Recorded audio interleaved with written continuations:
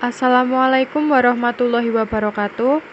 Kami dari kelompok 5 yang beranggotakan 1 Anissa Mutia Isani, NPM 20101020663, 2 Mega Rahmawati Internisti, NPM 201020664, 3 Divania Pungki Sabita, NPM 20101020666, akan menyampaikan hasil diskusi dari kelompok kami tentang materi penyusunan laporan arus kas. Slide pertama akan dibacakan oleh Mbak Anissa Mutia Isani. Laporan arus kas.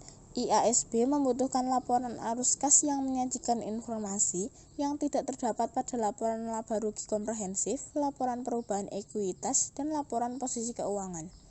Hal tersebut untuk memenuhi kebutuhan menyajikan ringkasan terperinci dari semua arus kas masuk dan arus kas keluar atau sumber-sumber dan penggunaan kas selama periode tersebut.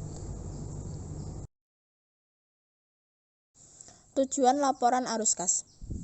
Tujuan utama laporan arus kas adalah memberikan informasi yang relevan tentang penerimaan dan pembayaran kas perusahaan selama periode pelaporan. Isi dan format laporan arus kas.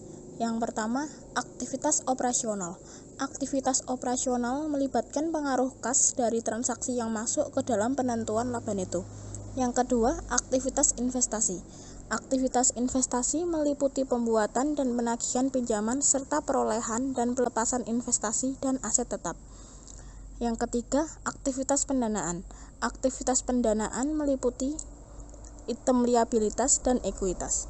Pos-pos liabilitas dan ekuitas yaitu A. Perolehan modal dari pemilik dan memberikan imbal hasil atas investasi mereka. B. Peminjam uang dari kreditor dan membayar kembali jumlah yang dipinjam.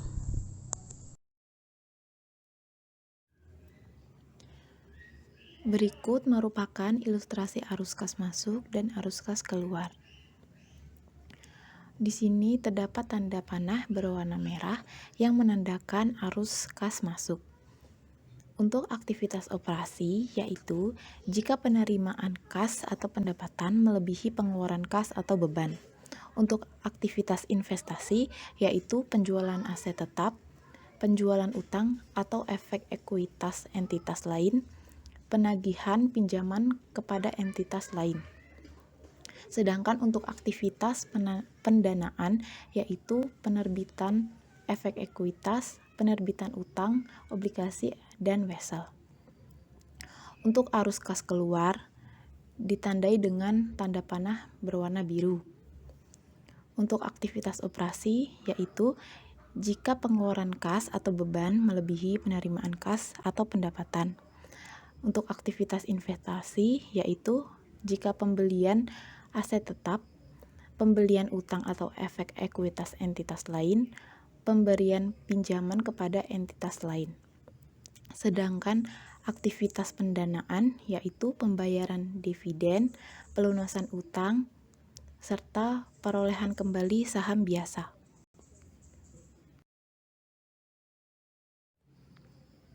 Selanjutnya, kegunaan laporan arus kas. Arus kas merupakan unsur yang paling penting bagi kelangsungan perusahaan. Oleh karena itu, setiap perusahaan harus mengendalikan arus kas. Arus kas neto yang diperoleh dari aktivitas operasi dalam kaitannya dengan liabilitas perusahaan sangat membantu dalam pembuatan penilaian.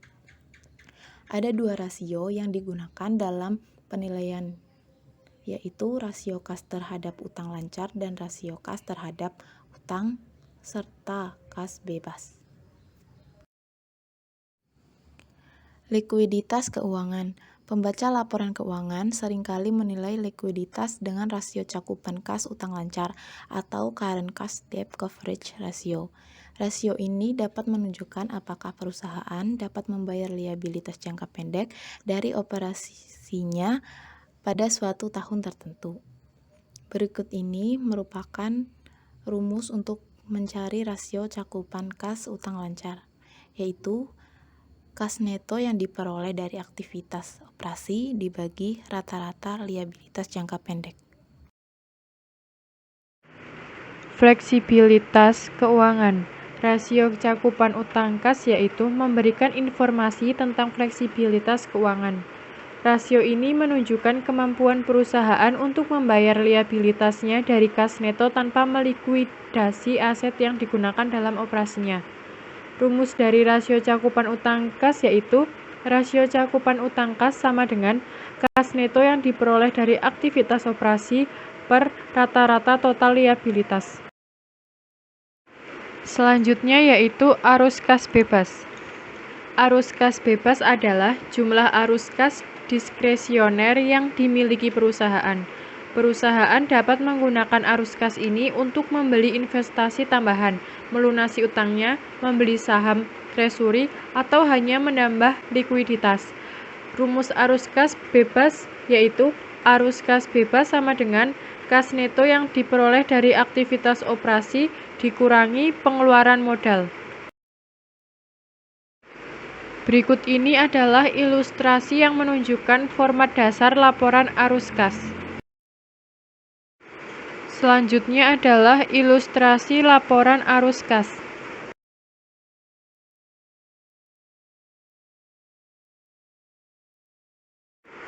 Sekian yang dapat kami sampaikan. Apabila ada kekurangan, kelebihan maupun kesalahan, mohon maaf. Sekian dan terima kasih. Wassalamualaikum warahmatullahi wabarakatuh.